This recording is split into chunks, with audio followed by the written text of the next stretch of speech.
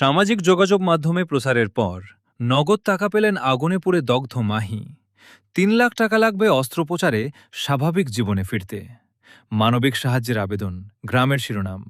News desk. আগুনে পুড়ে থমকে গেছে ৭ বছরের মাহির শৈশব।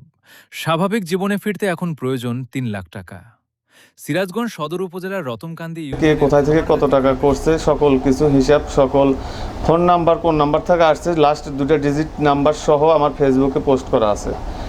এই যে টোটাল আপনার লোকা এই 50-100 করে টাকা পাঠানোর মধ্যে টোটাল টাকা আসছে হচ্ছে লোক আপনার 3,000, টোটাল টাকা 3,129 টাকা। বিকাশ চার্জ কাটছে লোকা 55 টাকা। এই মোট 3,074 টাকা।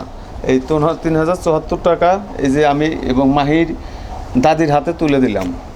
তো যদি আপনারা কেউ যদি কোনো সহযোগিতা করতে পারেন, কারণ ওকে তো চিকিৎসার দরকার, চিকিৎসার টাকার দরকার, এই টাকাটা কিছুই হবে না। তো যদি আপনারা কেউ সহযোগিতা করতে চান তাহলে ভিডিওর নিচে কমেন্ট বক্সে নাম্বার দেওয়া থাকবে, আপনারা যোগাযোগ করে সহযোগিতা করতে পারেন। ধন্যবাদ। আর এই যে টাকাটা বুঝেন পাইছেন কিনে দেখেন, এটা কত টাকা দেখেন তো, গুনে নেন, গুনেন।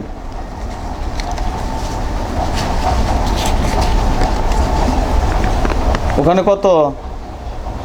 3,000 আর টাকা পাবেন আপনি লোকা 3,074 টাকা। সেখানে আমি টাকা আরও 100 দিয়ে দিলাম।